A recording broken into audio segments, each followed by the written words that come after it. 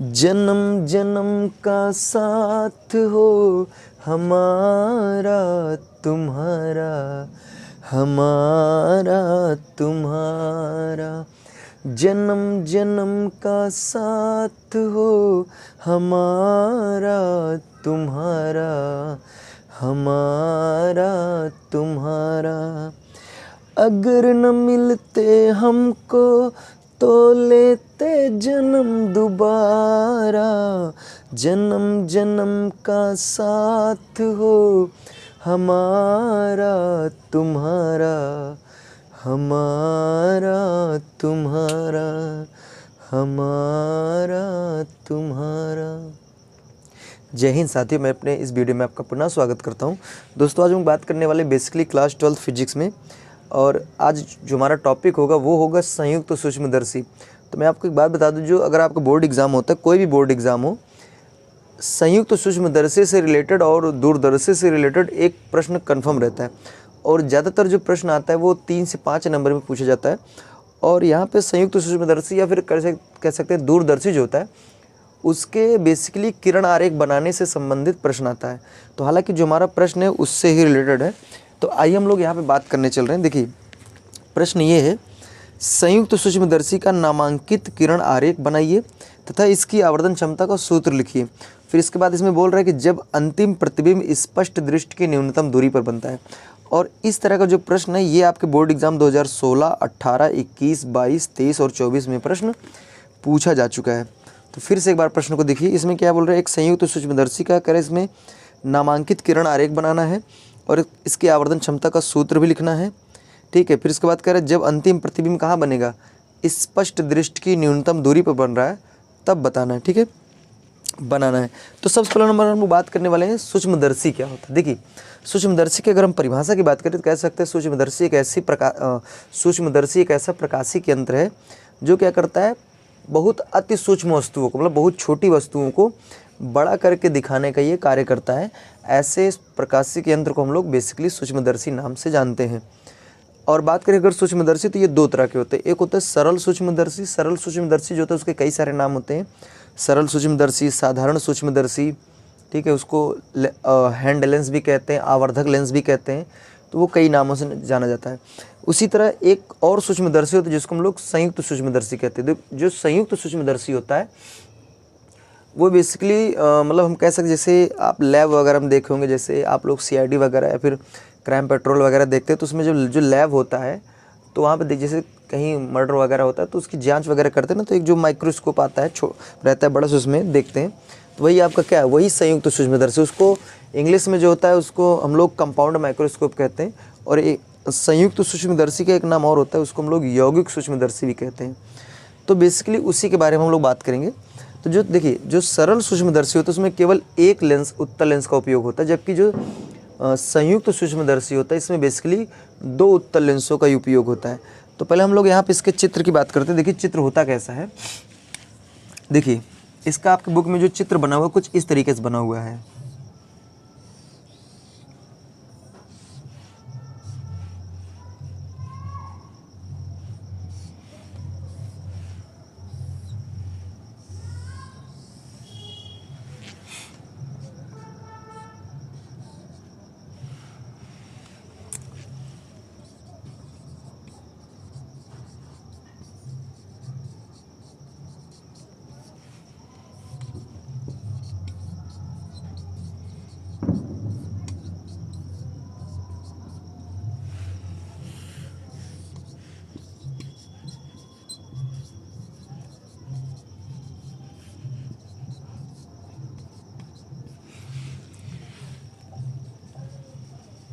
चलिए देखिए, ये आपका चित्र होता है किसका, संयुक्त सूक्ष्मदर्शी का।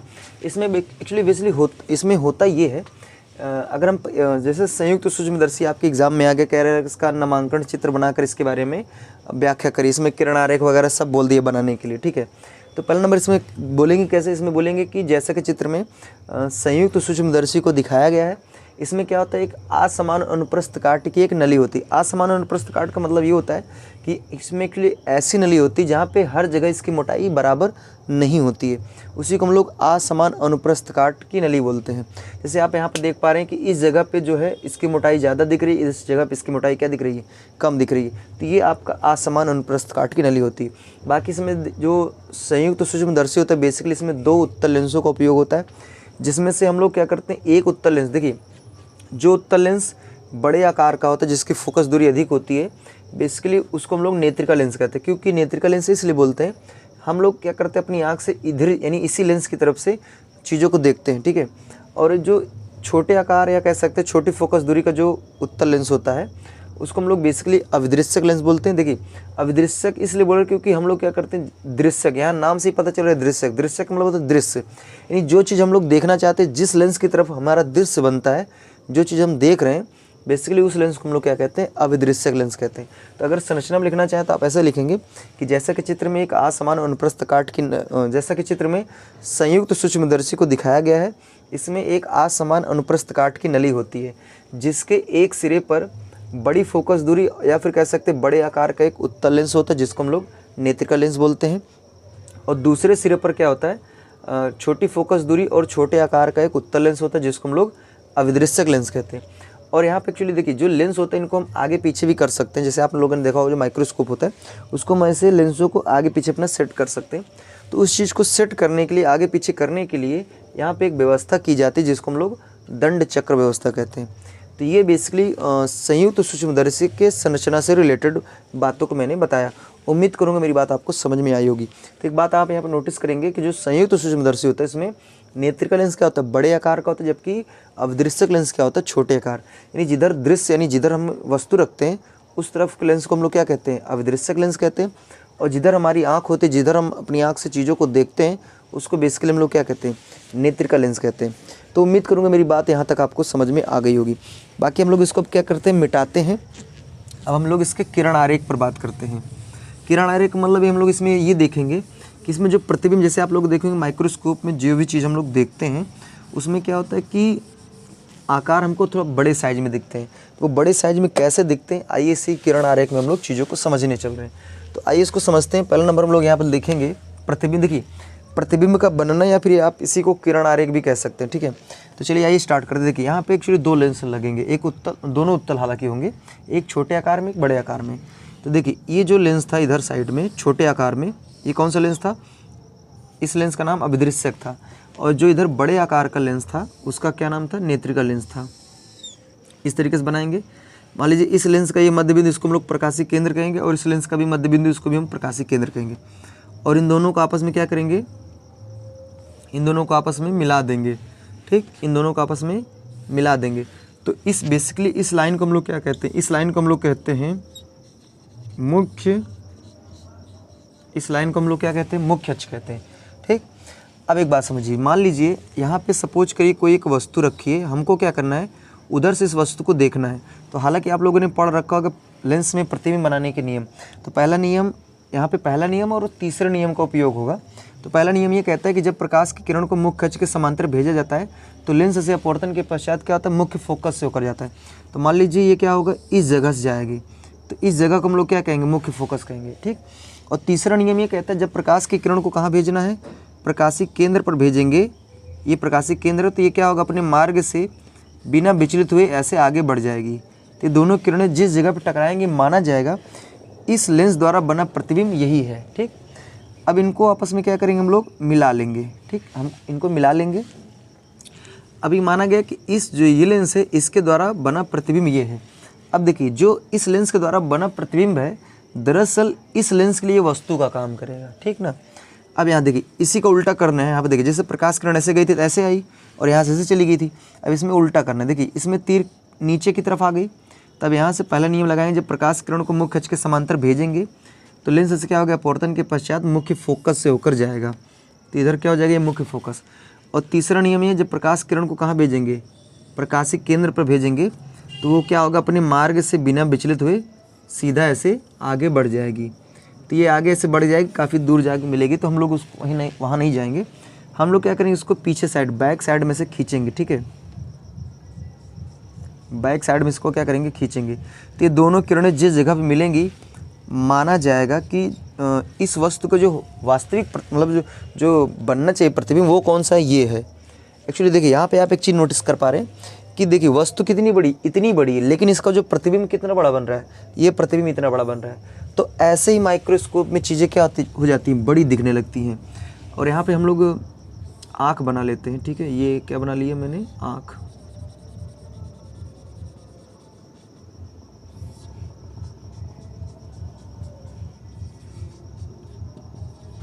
ये हमने क्या बना लिया, आँख। तो एक्चुअली देखिए हम लोग क्या करें, यहाँ जैसे मान लीजिए यहाँ पे कोई व्यक्ति इस वस्तु को देख रहा है, तो इसको एक्चुअली वस्तु है इतनी बड़ी, लेकिन जब वहाँ से वो देखेगा माइक्रोस्कोप में तो वही चीज़ उसको कितनी बड़ी दिखेगी, कुछ इतनी बड़ी दिखेगी, ठीक। तो यहाँ पे हम नामकरण कर देते हैं। देखिए जैसे ये कौन सा लेंस है, तो इस लेंस का नाम क्या है, अविदृश्यक लेंस इसका नाम है, ठीक है। और इस वाले लेंस का नाम क्या है, इस वाले लेंस का नाम है नेत्रिका लेंस, ठीक है। इतनी बात उम्मीद करूंगा समझ में आ रहा होगा। तो अभी देखिए पहले इसमें अभी हालांकि बहुत सारी चीज़ें मुझे बतानी है, तो पहले नंबर आप लोग इसको इतना समझ लीजिए, फिर हमें आगे बढ़ते हैं। तो अब यहाँ पे देखिए हम यहाँ पे कुछ ऐसे चीज़ों को लिखने चल रहे हैं जिसको आपको बहुत ध्यानपूर्वक समझना है। देखिए पहला नंबर एक बात समझिए, जो वस्तु होती है, वस्तु को अंग्रेजी में क्या कहते हैं, ऑब्जेक्ट। उसकी जो अंग्रेजी यानी अल्फ़ाबेट जो होता है स्टार्टिंग ओ होता है, और आँख को अंग्रेजी में क्या कहते हैं, आई, यानी उसका जो स्टार्टिंग वर्ड होता है वो ई से स्टार्ट होता है।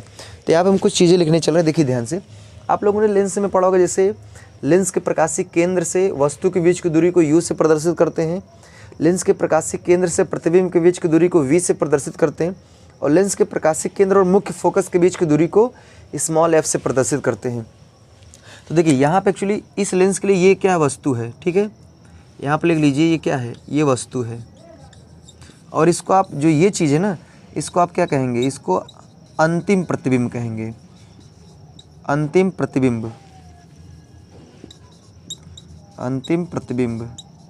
क्योंकि देखिए ये पहले इसके द्वारा ये बना, फिर इस बाद में लास्ट में ये बना, तो इसलिए इसको हम लोग अंतिम प्रतिबिंब कहते हैं।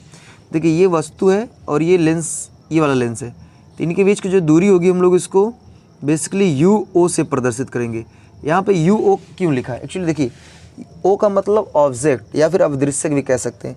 तो हम ये कह सकते हैं यू ओ का अर्थ ये हुआ कि अविदृश्यक लेंस से वस्तु के बीच की दूरी।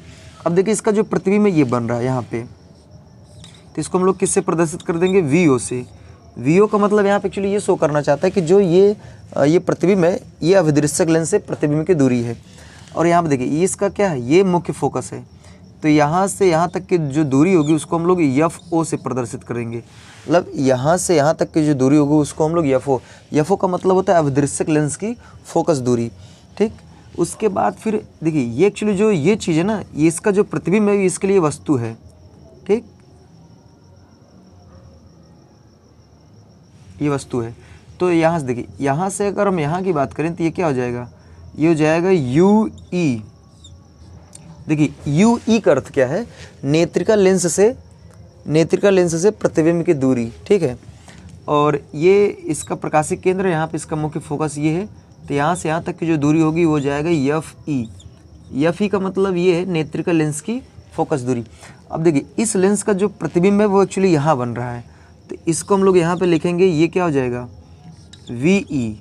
देखिए वी ई का मतलब क्या है, नेत्रिका लेंस से प्रतिबिंब की दूरी। तो यहाँ पे देखिए, यहाँ पे हालांकि मैंने बहुत सारे नाम लिख दिए, जैसे V U O, F O, V O. देखिए अगर ओ लिखा है तो समझ जाइए वो अविदृश्यक लेंस की बात हो रही है, ठीक है। और ई लिखा है तो इसका मतलब समझ जाइए वो क्या है, नेत्रिका लेंस है। तो हालांकि मैं नाम बता दे रहा हूँ, आप लिख सकते हैं इसको, ठीक है। जब एग्जाम में करेंगे तो जो यहाँ बनाएंगे जितना बना है इसका नाम भी आप लिखेंगे, ठीक है। नाम में क्या लिखें, जैसे पहला नंबर यू ओ, तो यू ओ में लिखेंगे अविदृश्यक लेंस से वस्तु की दूरी, वी ओ अविदृश्यक लेंस से प्रतिबिंब की दूरी, एफ ओ अविदृश्यक लेंस की फोकस दूरी।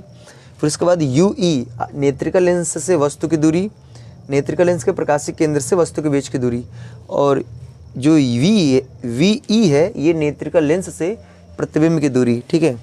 और एफ ई का मतलब है नेत्रिका लेंस की फोकस दूरी। तो उम्मीद करूँगा यहाँ तक मेरी बात क्लियरली आपको समझ में आ रही होगी, ठीक है।